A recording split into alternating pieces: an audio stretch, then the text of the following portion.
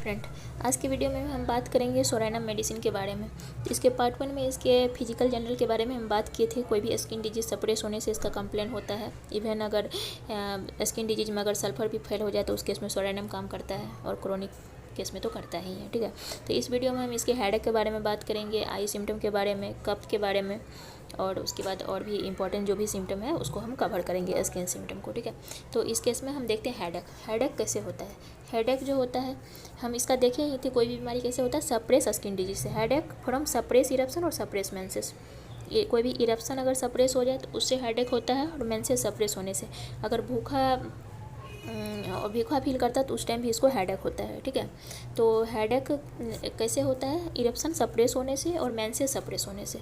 तो headache relief कैसे होता है, तो नोज ब्लीड से। एक और मेडिसिन है मेलिलोटस, उसको भी नोज ब्लीड से क्या होता है, हेडेक रिलीफ होता है। ठीक है, और हेडेक में ये हंग्री फील करता है, खाने से हेडेक ठीक हो जाता है। और कौन कौन से मेडिसिन में खाने से ठीक होता है, रिलीफ मिलता है, तो एनाकार्डियम है और कैलिफोस है। ठीक है, अब हम हेडेक का और भी दूसरा सिम्टम के बारे में बात करेंगे। Preceded by flickering before eye by dimness of vision और ब्लाइंडनेस। तो डिमनेस ऑफ विजन, ब्लाइंडनेस होने लगता है, फ्लिकरिंग बिफोर आई के सामने होने लगता है बिफोर द हेडेक, और एक ब्लैक स्पॉट और रिंग बन जाता है। और हेयर कैसा होता है, ड्राई लस्टरलेस टाइप का हेयर होता है, जो मतलब उलझा टाइप का नहीं होता है, उलझा टाइप का एक में मतलब छिपी पे जाके ना उलझ जाता है, लस्टरलेस। और पिलिका पोलोनिका जो फॉर्म हो जाता है, पिलिका पोलोनिका। और कौन कौन सा मेडिसिन में है, ब्राइटा का, सारसाफारिला और टुबरकुलिनम में है, पिलिका पोलोनिका फॉर्म हो जाता है। ठीक है, और इसका आई सिम्टम को हम देखते हैं। हेडेक तो हो गया, सप्रेस स्किन डिजीज और कोई भी इरेप्शन से सप्रेस होने से और मेंसेस सप्रेस होने से हेडेक होता है। Eye symptom, intense photophobia with inflammation, can not open the eye. ठीक है, तो intense photophobia with inflammation of the lid. Photophobia होगा, उसके साथ क्या होगा, इन्फ्लामेशन होगा लीड में, और आँख को खोल नहीं पाएगा। ठीक है, अब हम देख लेते हैं इसका रेस्पिरेटरी सिम्टम को। रेस्पिरेटरी सिम्टम में मोस्ट इंपॉर्टेंट इसमें डिस्निया। डिस्निया जो होता है कैसे होता है, ओपन एयर में और बैठने से डिस्निया होता है, खुला हवा में, क्योंकि ये बहुत ही सेंसिटिव पेशेंट है ना, चीली पेशेंट है, तो इसलिए इसको यह डिस्निया कहाँ होता है, ओपन एयर में होता है, एग्रावेट करता है, और बैठने से। और डिस्निया ठीक कैसे होता है, लाइंग डाउन से, और keep arm stretch apart, arm को मतलब फैला के रखने से ना डिस्निया ठीक होता है। तो डिस्निया एग्रावेट कैसे होता है, ओपन एयर में और बैठने से। ठीक कैसे होता है, लाइंग डाउन से और आर्म को फैलाने से। ठीक है, इसका रिवर्स किस में, आर्सेनिक में। एक बहुत ही इंपॉर्टेंट इसमें वर्ड लिखा है, कफ रिटर्न एवरी विंटर, हर विंटर में, क्योंकि चिली है ना, हर विंटर में कफ रिटर्न आ जाता है। हे फीवर क्या होता है, एलर्जिक राइनाइटिस।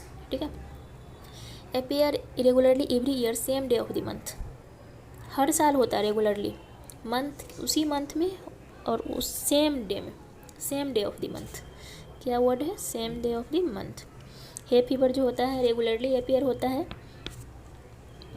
हर साल मंथ के सेम डे में, same day of the month. और वैसे मतलब एस्टोमेटिक और सोरिक एक्जिमेटस हिस्ट्री होता है पेशेंट का, उसको होता है। Patient should be treat the previous winter to eradicate the diathesis and prevent the summer attack. इसको पहला मतलब अगर इस विंटर में ट्रीट कर दिया जाए तो आने वाले समर में अटैक नहीं आएगा इसका। ठीक है, समर अटैक को ख़त्म कर देगा। अगर प्रीवियस विंटर, अगला विंटर में इसका ट्रीट कर दो तो आने वाले जो मतलब समर होगा उसमें इसका अटैक नहीं आएगा। और इसमें जो था ना, मतलब इचिंग इरेप्शन से ठीक हो, मतलब ये होता है, बीमारी होता है तो कफ भी होता है। कोई भी इक्जेमा और इचिंग इरेप्शन सप्रेस होने से इसको क्या होता है, कफ होता है। इक्जेमा और इचिंग इरेप्शन सप्रेस होने से इसको कफ होता है। कफ जो है क्रोनिक ईयर ऑफ ड्यूरेशन, मतलब सालों से इसको कफ हो रहा है। ठीक है, तो कफ कैसे, मतलब सुबह में जगने से, शाम में लाइंग डाउन से इसको कफ होता है। और स्पोटा कैसा होता है, ग्रीन येलो साल्टी म्यूकस होता है स्पोटा में, और बहुत लॉन्ग टाइम तक कफ होता है स्पोरेट करने से पहले। और पस लाइक होता है, पस लाइक साल्टी म्यूकस है ना, पस लाइक, लॉन्ग टाइम तक कफ होता है स्पोरेट करने से पहले इसको। अब हम देखते हैं इसका स्किन सिम्टम जो होता है, इतना मतलब इचिंग होता है स्किन में, इतना इचिंग होता है पेशेंट को ना खुजला के ना उसको होपलेस बना देता है, डिस्पेयर बना देता है। खुजला के पेशेंट को होपलेस बना देता है स्किन, इतना इचिंग होता है कि ऑल फॉर्म ऑफ, मतलब इसको एक्नी होता है, simplex rosacea, all form of acne होता है इसको। All form of acne, simplex rosacea, all form.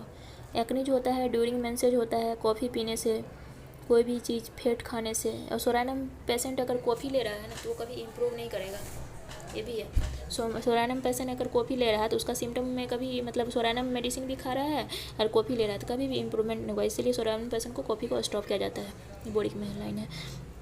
तो ऑल फॉर्म ऑफ एक्नी होता है मेंसेस के टाइम में, कॉफ़ी से एग्रावेट कर जाता है, फैट से, शुगर से, मीट्स खाने से।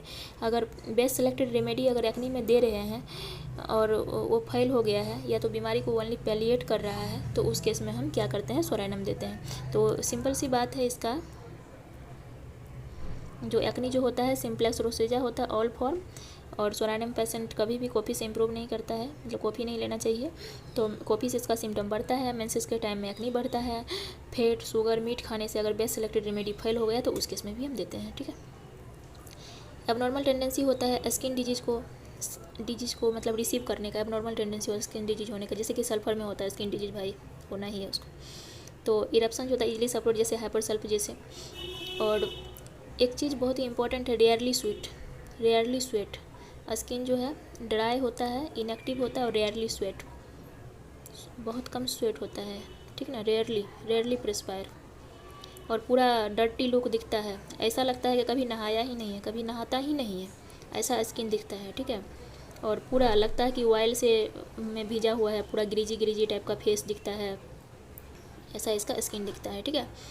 रेयरली स्वेट, वहाँ तो हम पढ़े थे ना एलिमेंट में, जो after acute disease perfuse perspiration relieve करता है और सब, लेकिन इसका जो स्किन है रेयरली स्वेट, ठीक है। और ऐसा लगता है डर्टी लुक दिखता है, ऐसा लगता है कभी नहीं बास किया है स्किन को, पूरा तेल में नहाया हुआ है। Bed effect from suppression by sulphur और जिंक ऑइंटमेंट, अगर इसको स्किन डिजीज़ को सप्रेस कर दिया गया है सल्फर और जिंक ऑइंटमेंट से तो उसके बैड इफेक्ट को भी ये ख़त्म करता है, उस केस में भी हम यूज करते हैं स्किन में सोरानम।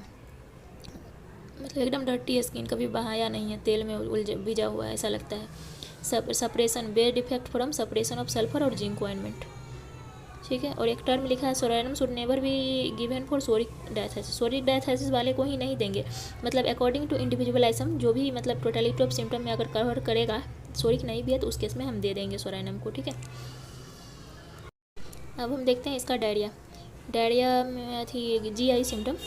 तो डायरिया कब होता है इसका, ठीक है।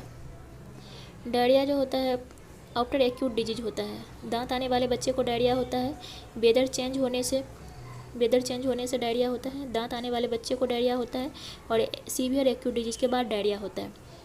इनवॉलेंट्री डायरिया नाइट में 1 AM to 4 AM, 1 से 4 बजे के बीच में डायरिया होता है इसको। इनवॉलेंट्री डायरिया नाइट में 1 से 4 बजे के बीच, ठीक है। तो डायरिया में क्या देखें हम, इनवॉलेंट्री डायरिया होता है, नाइट में एग्रावेट कर जाता है 1 to 4 AM, ठीक है। और आफ्टर सीवियर एक्यूट डिजीज, और दांत आने वाले बच्चे को और चेंज ऑफ वेदर से डायरिया होता है, ठीक है। और डायरिया में मतलब वो तो पढ़े थे, जितना भी डिस्चार्ज होता है केराइन लाइक ऑर्डर होता है, तो केराइन इसमें जो होता है केराइन लाइक तो होगा ही, और सडन डायरिया।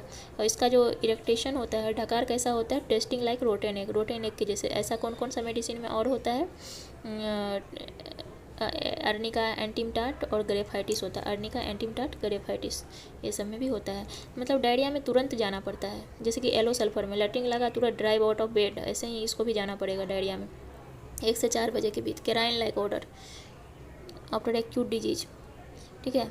कॉन्स्टिपेशन जो होता है, एब्स्टिनेंट कॉन्स्टिपेशन होता है, उसके साथ क्या होगा, बैकएक होगा। इनएक्टिविटी ऑफ रेक्टम के कारण, रेक्टम कोई एक्टिव ही मतलब कोई रिस्पॉन्स ही नहीं कर रहा है, ठीक है। तो अगर सल्फर भी फेल हो गया कॉन्स्टिपेशन के केस में तो उस केस में हम क्या देते हैं, इसको सोरानम देते हैं एब्स्टिनेंट कॉन्स्टिपेशन के केस में, ठीक है।